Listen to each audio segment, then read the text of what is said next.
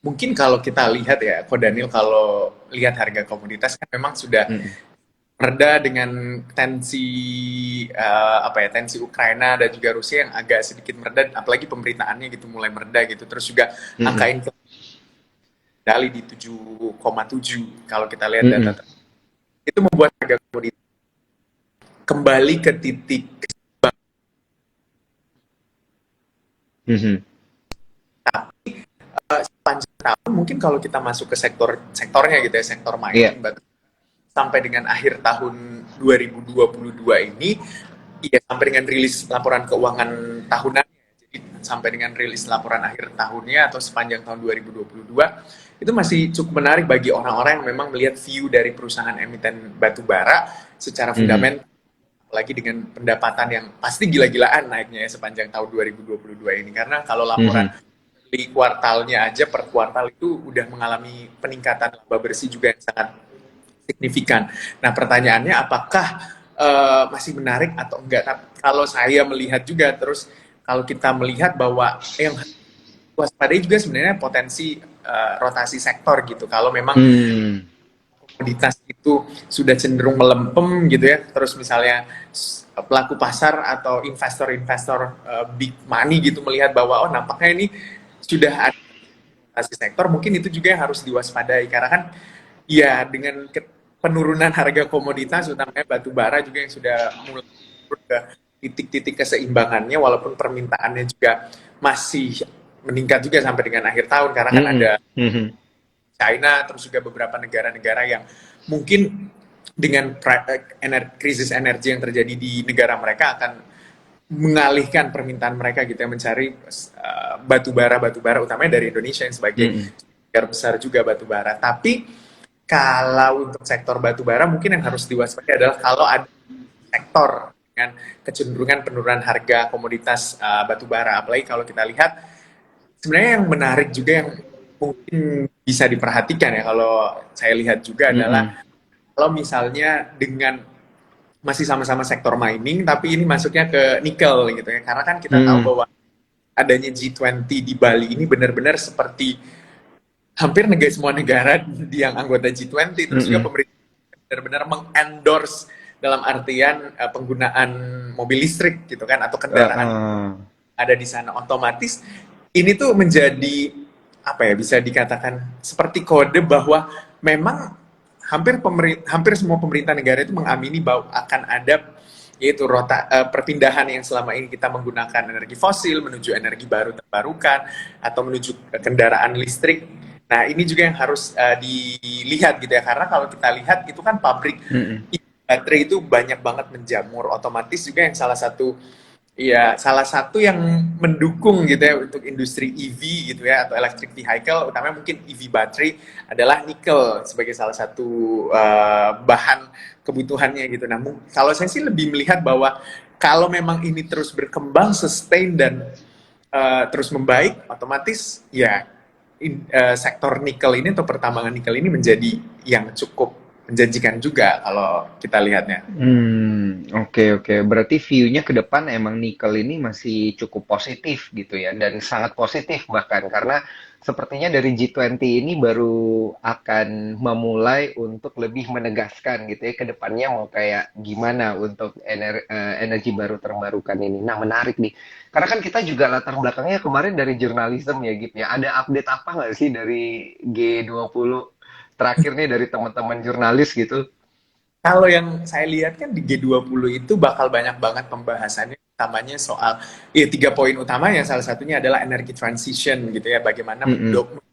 transisi energi, walaupun banyak negara-negara yang mungkin apalagi negara berkembang ya kalau kita lihat Iya. sebenarnya kayak wah saya ini masih pakai energi fosil gitu ya, karena cost untuk rata-rata sih mengatakan bahwa cost untuk misalnya berpindah gitu ya ke energi baru terbarukan agak lebih besar gitu. Tapi kan dengan adanya komitmen dari beberapa negara-negara maju untuk menutup atau menghentikan pembangunan pembangkit listrik tenaga uapnya PLTU-nya, ini kan Mm-mm. membuat view-nya mungkin akan ada penurunan konsumsi dari batu bara karena kan nggak ada lagi, kalau nggak Mm-mm. ada kan PLTU baru gitu ya, otomatis sektor turunannya juga akan mulai ditinggalkan. Nah, kalau memang kesepakatan di G20 melalui energy transition ini disepakati, itu kan benar-benar akan mendorong green economy. Apalagi kita lihat kan salah satu Hmm. juga mendorong green economy, mendorong pembiayaan yang hijau gitu kan. Jadi otomatis sektor-sektor yang dianggap selama ini tidak ESG gitu ya atau tidak sustainable, tidak sustain gitu ke depannya ini kan bakal di banyak beberapa kan perusahaan-perusahaan pembiayaan itu sudah mulai meninggalkan sektor-sektor yang Hmm. ESG itu. Nah, kalau memang ini terjadi ya itu menarik banget kalau kita melihat sektor pertambangan nikel utamanya produk turunannya gitu ya atau hilir ketika memang apalagi cita-cita Pak Jokowi kan hilirisasi gede-gede kan Iya, otomatis semua raw material gitu kan tidak akan dijual secara langsung. Jadi semuanya akan diolah dulu jadi barang jadi atau mungkin barang setengah jadi barulah dilakukan ekspor gitu. Nah, ini kalau ini berjalan ya kita benar-benar bisa menjadi salah satu pemain global juga. Apalagi mm-mm. juga ketika melihat bagaimana dunia atau negara-negara G20 itu juga membuat kesepakatan adanya dana untuk apa ya bisa dikatakan istilahnya dana untuk menghadapi krisis selanjutnya kalau sewaktu-waktu ada krisis kan. Nah, ini kan Iya, menjadi komitmen dari negara-negara besar, negara-negara maju untuk apapun yang terjadi ke depan ya kita harus benar-benar sama-sama gitu. Terus kita tidak betul. boleh menghadapi krisis itu sendiri-sendiri sesuai dengan tagline-nya recover together, recover Iya, stronger. iya. Mantap, mantap. Mantap banget ini Bro Gip ini gila. Nggak nyangka ya Bro Gip ya kita bareng-bareng belajar dari CNBC dan setelah beberapa tahun ini kita akhirnya belusukan bener-bener ke market. Dan saya kagum banget sama Bro Gip terakhir. Saya ngelihat Bro Gip ini sempat ngobrol sama Pak Erick Thohir ya, sempat ngobrol sama para pendekar-pendekar ekonomi negara gitu. Nah, dari sana boleh nggak sih diceritain ke kita sedikit intisarinya apa nih dari ngobrol sama Pak Erick Thohir Menteri BUMN kita? Kalau intisarinya utamanya bagi BUMN yang selama ini nggak sehat Mm-mm. gitu, Iya. yang cash flow-nya itu minus, bahkan mungkin terlalu gede gitu utangnya, ini kan benar-benar menjadi satu perhatian. Apalagi banyak BUMN yang utamanya mungkin menjadi anggota bursa, menjadi emiten gitu ya di bursa ini kan juga Mm-mm, mm-mm. ya utangnya terlalu besar gitu kan. Ini tentu ya membuat pertama Menteri BUMN sekarang itu bekerja keras ya. Ini kalau yang saya lihat dan juga hasil wawancara saya gitu waktu itu. Jadi Mm. benar-benar yang nggak sehat kas gitu harus dipotong atau enggak di merger. Terus juga yang core bisnisnya nggak sesuai gitu kan itu harus dikembalikan ke core bisnisnya kan banyak mungkin dulu core bisnisnya apa terus ternyata dia buka bisnis apa gitu terlalu banyak Mm-mm. anak gitu itu kan semuanya dikembaliin bahkan dengan komitmen utamanya terakhir untuk restrukturisasi Garuda gitu ya. Ini Mm-mm. menjadi mungkin perhatian juga, Nah apalagi loh. kan Garuda lama banget kemana gitu ya. Jadi ini mungkin Iya.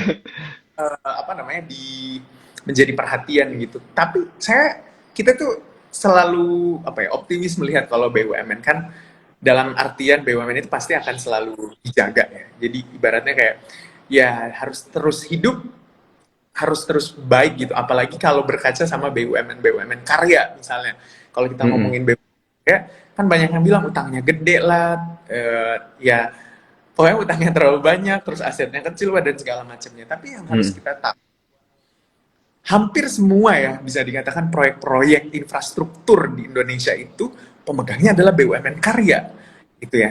Nah, Mm. ya jadi otomatis ibaratnya kayak porsi kuenya itu nggak kebagi ke pemain swasta gitu ya. Rata-rata kan Mm-mm. BUMN karya pemegangnya. Otomatis kalau semua proyek infrastruktur berjalan dengan baik gitu kan, termin pembayarannya itu berjalan dengan sesuai dengan kesepakatannya, ya pasti otomatis kesehatan dari BUMN karya ini utamanya pasti akan sehat gitu. Kalau yang terakhir kan kalau kita lihat kenapa nggak sehat, Mm-mm. karena butuh uang untuk membiayai proyek terlebih dahulu kan, otomatis harus Mm-mm. punya pinjaman lah, utang lah, atau nerbetin obligasi perusahaan lah, nah untuk membiayai proyek yang sudah mereka dapatkan. Tapi kalau memang Mm-mm. pekerjaannya berjalan dengan baik gitu ya, ya otomatis akan lebih sehat juga. Gitu.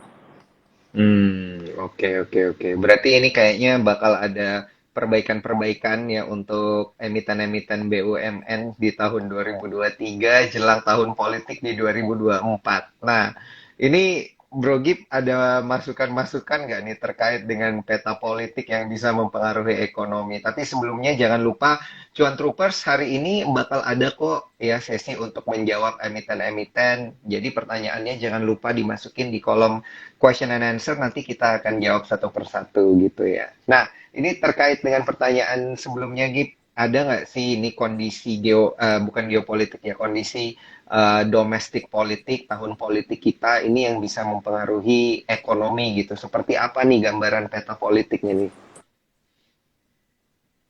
Mhm.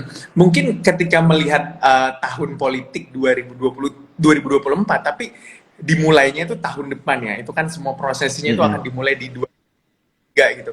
Mulai dari penetapan daftar calon tetap dari pemilu Mm-mm. legislatif untuk pileg, sampai dengan nanti setelah gelaran pileg akan ada gelaran pilkada, terus juga pilpres. Itu kan membuat kondisi politik itu agak lebih sedikit abu-abu ya, karena kan ya masih menentukan siapa pemenang pemilu dan segala macamnya. Nah, kondisi abu-abu ini yang sebenarnya juga kalau kita lihat kan pelaku pasar itu agak tidak suka ya, kembali lagi dengan Mm-mm. ketidakpastian, apalagi kalau misalnya terjadi gaduh-gaduh politik dan segala macamnya. Ini kan akan membuat trust dari para pelaku pasar gitu kan, atau dari orang-orang yang ada di ekonomi itu akan melihatnya ragu atau mungkin lebih abu-abu gitu. Makanya sebenarnya yang menjadi tugasnya juga adalah bagaimana membuat iklim kondusif dalam politik, utamanya menuju pemilihan presiden, terus juga menuju pemilihan legislatif yang akan digelar di 2024, tapi gongnya itu sudah mulai dipukul gitu di 2023. Nah, biasanya juga kalau kita melihat tahun-tahun politik itu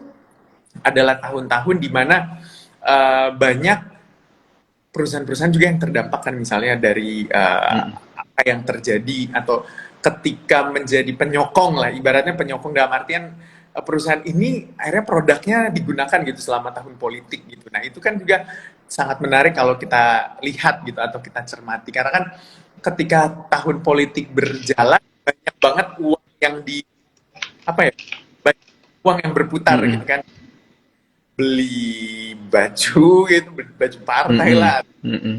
os gitu, terus bikin baliho segala macam. Itu kan banyak banget industri yang akhirnya bergerak, karena kan kok apa namanya, uangnya benar-benar banyak berputar selama tahun politik tuh. Jadi saya Mm-mm. sih melihat bahwa selama tahun politik kondisi market kita itu cukup stabil aja di 2019, terus juga di Mm-mm. 2014. Nah, walaupun ada riak-riak setelah hasil pemilihannya, tapi ketika bisa memastikan riak-riaknya ini tidak berkepanjangan gitu, atau otomatis pasti pelaku pasar optimisme juga melihat kondisinya gitu. Mm-mm. Nah, oke. Ini dari view tahun depan kita balik ke view tahun ini masih terkait sedikit dengan kondisi ekonomi negara karena kan beberapa waktu atau beberapa minggu belakangan ini kita ngelihat ada data APBN ya masih ada katanya masih ada 1.200 triliun gitu ya yang belum diserap gitu dan ini diinstruksikan oleh Sri Mulyani ini untuk ya dibelanjakan dengan seksama atau dibelanjakan dengan bijaksana gitu ya untuk anggaran negara ini. Nah, emiten-emiten retail atau emiten-emiten apa nih yang bisa berpengaruh? Apakah ada pengaruhnya? Gimana nih menurut Bro Gip? Nah, ini kan yang jadi problem nih biasa ya, Pak Daniel, kalau kita lihat. Iya. Ya, kalau mungkin ingat beberapa bulan lalu pernah Bu Sri Mulyani bilang, pemerintah daerah tolong dong belanjanya itu ditingkatkan, uangnya jangan diparkir Mm-mm. di bank ya, harus Mm-mm. benar-benar punya program untuk membelanjakan dari anggarannya ini. Nah, memang kalau saya nggak salah ingat ya, kuartal 2 deh kalau Iya. saya nggak salah, belanja pemerintah itu agak sedikit menurun gitu kan, kalau kita lihat. Nah, padahal sebenarnya government spending ini juga jadi kunci untuk konsumsi rumah tangga atau konsumsi domestik, karena kan kalau tahun fiskal berjalan itu biasanya di tahun pertama yang digelontorkan adalah anggaran sosial gitu kan, Mm-mm. anggaran Mm-mm. bansos, terus juga subsidi segala macam dan segala macamnya untuk bisa membuat konsumsinya tetap berputar. Nah, biasanya kalau memang awal tahun dan anggarannya itu benar-benar dibelanjakan dan terserap dengan baik, itu kan akan membuat konsumsi rumah tangga itu berputar, otomatis itu akan masuk ke sektor retail, terus juga ke consumer goods dan lain-lain. Nah, biasanya kalau di kuartal 3 dan kuartal 4 itu anggaran yang dibelanjakan adalah infrastruktur. Mhm. Biasanya perbaikan jalan, Hmm. ya, ya semuanya lah soal infrastruktur gitu ya, pembangunan gedung dan segala macamnya. Nah, makanya kalau lihat di kuartal 3 atau kuartal 4 banyak banget jalan diperbaikin gitu ya, banyak banget proyek infrastruktur akhirnya bergerak ya karena di kuartal 3 dan kuartal 4 lah paling banyak membelanjakan untuk belanja infrastruktur. Nah, otomatis Mhm.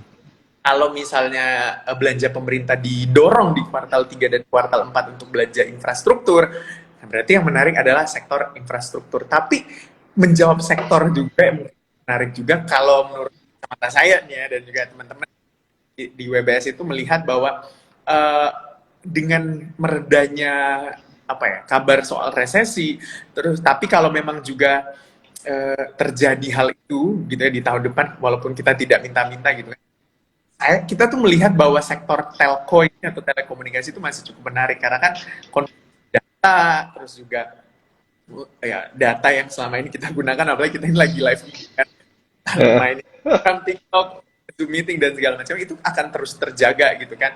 Heeh. Dengan didorongnya digitalisasi di berbagai sektor, otomatis kan memerlukan jaringan internet gitu kan. Nah, saya Mhm. sih melihat emiten telekom, kita tuh melihat bahwa emiten telekomunikasi juga uh, akan menarik di tahun depan gitu, karena kan ya gitu, kita nggak pernah bisa terlepas dari emiten dengan produk-produknya mereka gitu kan. Tapi bukan yang menara ya, tapi yang telco yang data itu kayak ini apa namanya disclaimer on dulu ya kalau kita nyebut misalnya Iya. itu kayak TLKM, terus juga XCL, ISAT dan segala macamnya kayak gitu. Tapi disclaimer on lagi ya.